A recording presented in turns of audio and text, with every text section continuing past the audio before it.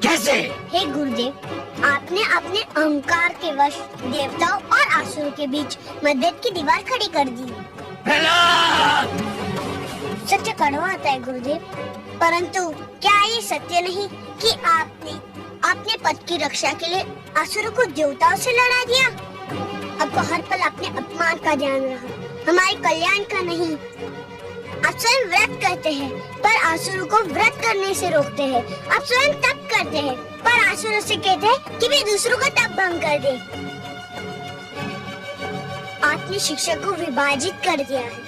अपने पुत्रों और राजकुमारों के लिए शिक्षा के कुछ और नियम बनाए और साधारण असुर बालकों के लिए कुछ और। हे गुरुदेव, गुरु वो होता है जिसके चरण छूते ही मन में ज्ञान का उजाला फैल जाता है, परंतु आप कैसे गुरु हैं जो आपके चरण छूता है उसके मन में अहंकार का अंधकार डेरा जमा लेता है। बंद कर ये विषैला प्रहलाद। नहीं गुरुदेव, आज सुन ही लीजिए, कह लेने दीजिए मुझे अपने मन की बात। मेरे पिताश्री ने ईश्वर होने की घोषणा कर दी।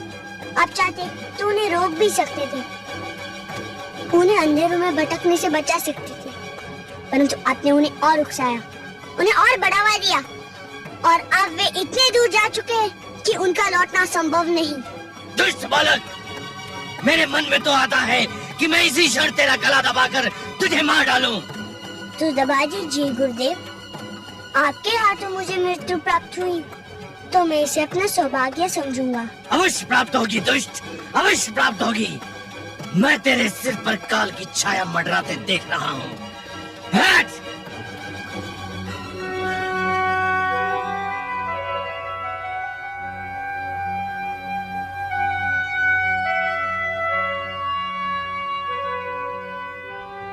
शिष्य भटक जाए तो गुरु उसका मार्गदर्शन करता है, गुरु भटक जाए तो उसका मार्गदर्शन कौन करेगा? आहा, वाह पुत्र, धन्य हो तुम। हे कमल नयन, सुनिए आपने मेरे पुत्र की बात। एक बालक ने जीवन का सारा दर्शन सामने रख दिया। इसी को कहते हैं गागर में सागर समो देना। महादेवी, सब लोग जीवन को विद्या की दृष्टि से देखने का प्रयास करते हैं, परंतु आपका पुत्र जीवन को भक्ति के नेत्रों से देखता है, इसलिए जीवन के सारे रहस्य उसे विदित है। और महादेवी, प्रहलाद को जीवन का एक सीधा और सरल सत्य भी ज्ञात है, और वो सत्य ये है महादेवी कि जिस प्रकार जब एक पुरुष भटक जाता है तो केवल एक ही व्यक्ति भटकता है, परंतु जब एक नारी के पैर डगमगाने लगते हैं तो समस्त परिवार डगमगा जाता है। उसी प्रकार जब एक शिष्य भटकता है तो केवल एक ही छात्र भटक जाता है, परंतु जब एक गुरु भटक जाता है महादेवी तो समस्त छात्र समाज भटक जाता है, और जब समाज भटक जाता है महादेवी तो समस्त राष्ट्र का संकट बन जाता है। परंतु हे कमल नयन, इतनी छोटी सी बात दैत्य गुरु शुक्राचार्य की समझ में क्यों नहीं आती? इसके कई कारण हैं महादेवी। हठ, अहंकार, घायल अहम की पीड़ा, और सबसे बढ़कर बुद्धि और विवेक का अंधा विरोध। उन्होंने अपनी सद्बुद्धि को अपने अहंकार के पास रहन रख दिया है। दैत्य गुरु शुक्राचार्य स्वयं भी भटक रहे हैं और हिरण्यकशिपु को भी भटका रहे हैं।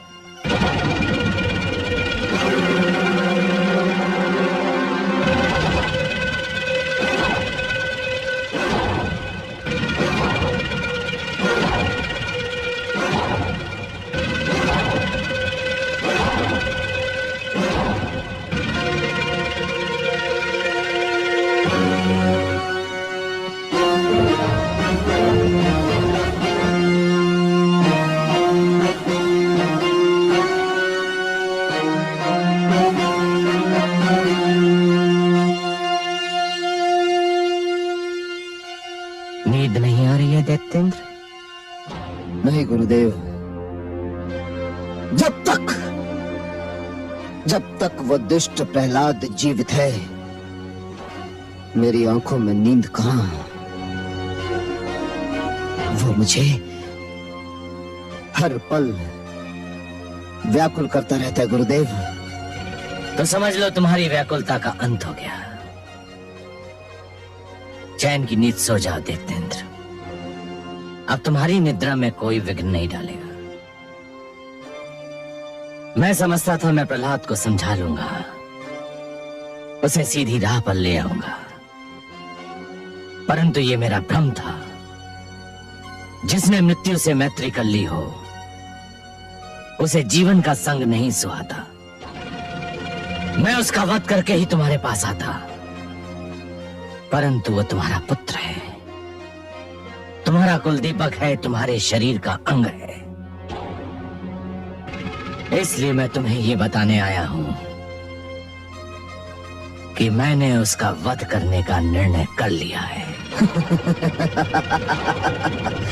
सुंदर, अति सुंदर गुरुदेव। हाँ शिष्य, मैं तुमसे यही कहने आया हूं कि तुम्हारा पुत्र भोर का सूर्य नहीं देख पाएगा। जाओ, चैन की नींद सो जाओ। धन्यवाद गुरुदेव, आपको कोटि कोटि धन्यवाद। मुझे तुम पर गर्व है शिष्य कि तुम मसुर लोक के लिए और अपनी प्रजा का धर्म बचाने के लिए अपनी संतान को भी त्याग सकते हो।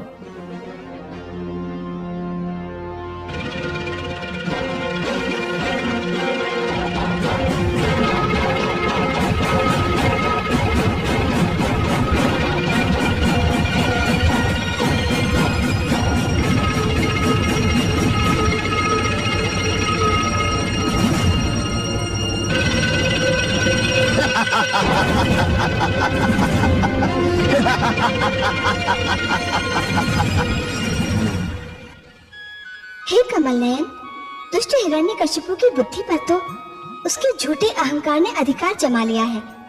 अपने ईश्वर होने के मद में वो कब का भूल चुका है कि वो प्रहलाद का पिता भी है। परंतु दैत्य गुरु शुक्राचार्य को क्या हो गया है? वो तो दो पुत्रों षंड और अमर्क के पिता भी हैं। वो किसी के पुत्र का वध करने की बात कैसे सोच सकते हैं? उनका पितृत्व तो क्यों खो गया है?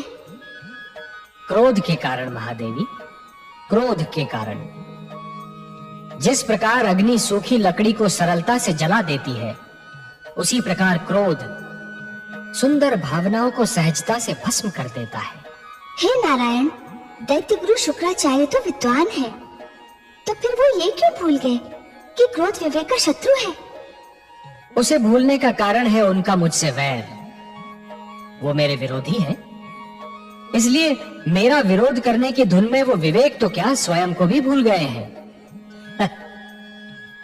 मेरा विरोध करने की भावना उनकी विद्वत्ता पर भारी पड़ चुकी है महादेवी। और अब दैत्य गुरु शुक्राचार्य कोई भी सीमा पार कर सकते हैं। आश्चर्य है, क्या दैत्य गुरु शुक्राचार्य ये भी नहीं जानते कि सीमा से अधिक विरोध अपने ही दुख का कारण बन जाता है? नहीं जानते महादेवी, दुर्भाग्य से वो इस सत्य को नहीं जानते, पर अतिशीघ्र जान जाएंगे। दैत्य गुरु शुक्राचार्य जिस पथ पर पग धरने जा रहे हैं, वहां उन्हें अश्रु और रक्त की धाराओं के अतिरिक्त और कुछ नहीं मिलेगा। भूले अपना धर्म जब गुरु बैरी बन जाए, मिटे उजाला ज्ञान का अंधियारा छा जाए। वह विद्या विद्या नहीं, वह है बुद्धि विकार।